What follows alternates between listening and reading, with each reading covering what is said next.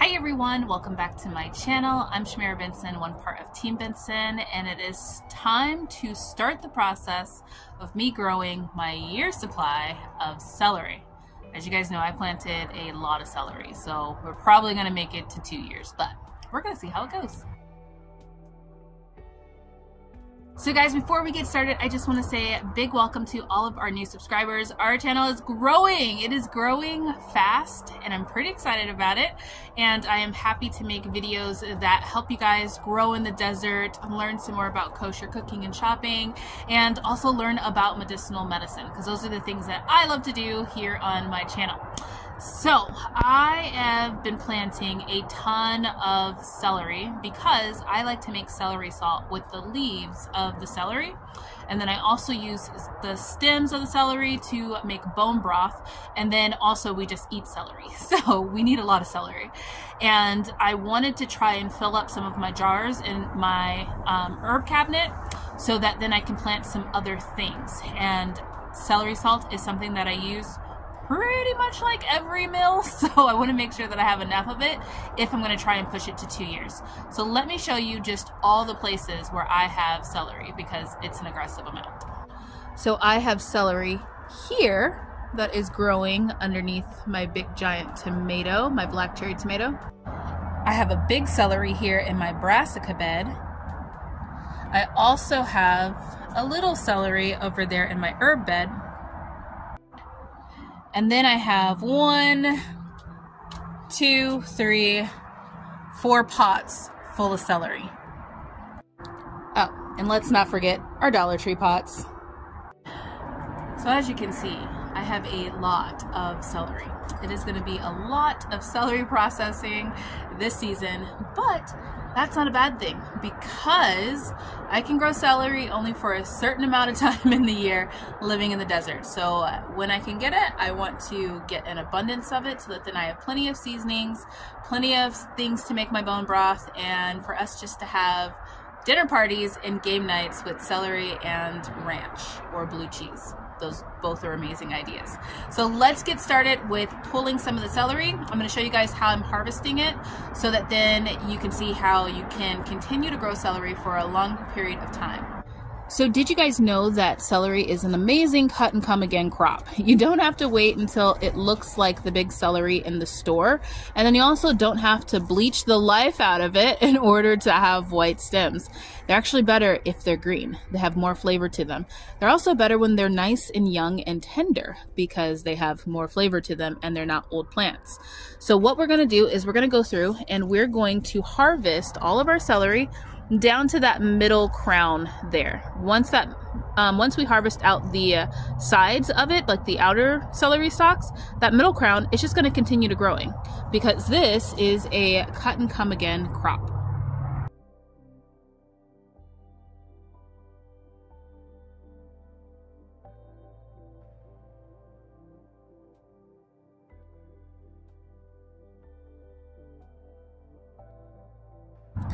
So as you guys can see, I took these down to the very center crown on all of my plants.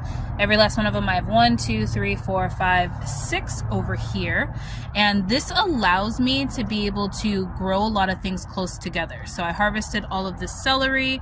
I'm going to go through and harvest the greens because I also don't wait for those to get too big, so I'll be doing that on another day, but it kind of just rotates like what gets a lot of sunlight at what time, but it allows you to pack a lot together.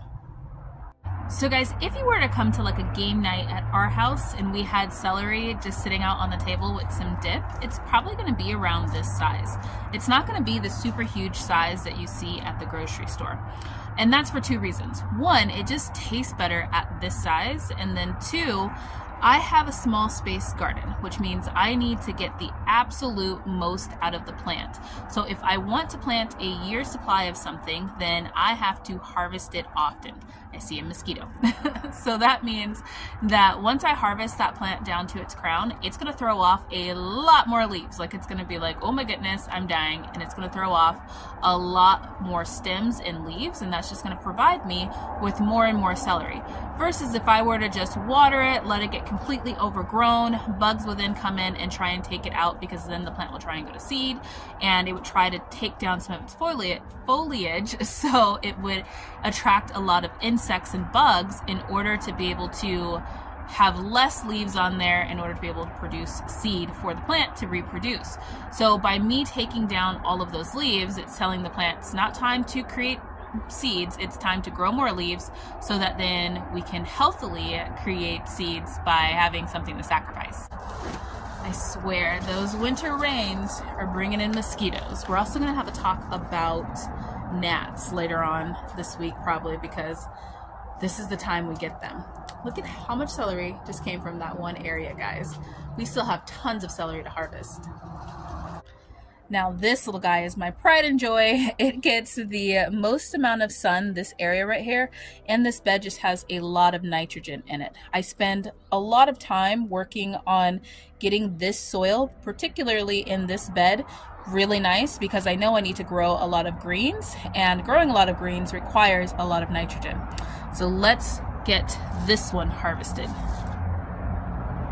Look at these ones, guys. These ones are a little bit bigger, because like I said, that bed gets just way more nitrogen, so they grow a lot bigger. But I think that I'm gonna make some celery boats with these, or no, it's called ants on a log. Did any of you guys have in preschool or kindergarten where like your snack was ants on a log, where they had the peanut butter that goes inside the celery and then you put raisins on it? Let me know, because I think that's what I'm gonna do with these, just because they're big enough and it'll be like nostalgia. We are getting a ton over here. We are getting a ton over here. Now, I am gonna go ahead and harvest some of these ones, but I'm gonna leave these ones alone just because they were smaller plants. And then I'm gonna grab some of these just because they tend to grow smaller in pots, like smaller pots. And this soil wasn't the greatest. So I'm gonna go ahead and grab some of these just so that when it rains again this weekend, that rain can really get into that soil right there. The ones over here, this one is another plant that is just now starting to get its start, so I'm gonna go ahead and leave that one alone and let that one just do its thing. Guys, I didn't notice this in my garden tour, but I think this might be dill. I think I might actually have dill in the garden. It wasn't there, that was a weed, so I pulled that, but I think this one might be it. So one of the easiest ways to tell is to pull off a leaf and rub it in between your hands. It doesn't smell like dill, so I'm gonna go with it's a weed. Okay guys, so now I'm just sad because the little one didn't smell like anything. So I thought it was a weed, so I pulled the whole plant and then I rubbed the big one, and it's not dill, it's actually fennel. And it tastes like fennel. Well, I pulled it, so that means I'm just gonna have to plant some more seeds. We'll add that to the list. I mean, I don't think fennel was gonna grow well right there anyway, and I thought all the fennel had died or not even come up, which is why I planted the trio there, but I guess some of it survived. All right guys, and here is the harvest. It looks like a little bundle of greatness.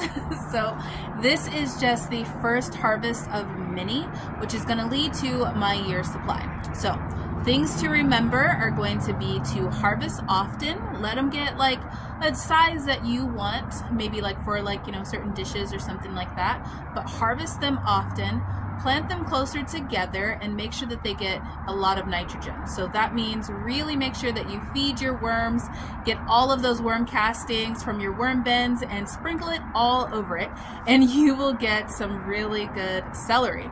So if you guys want to see how much we grow, if we grow our year's supply, I have a jar that I must fill with celery salt in order for it to be a year's supply, and get some in the freezer and bone broth made. So if you guys want to see if we do all that, just continue to watch our channel. Make sure you subscribe and share with a friend that is also trying to grow all of their food in a small space, because I would love to give them some of my tips. So until next time, grow yourselves a garden, because even a small space can provide you with tons of food. Even celery. All right, bye guys.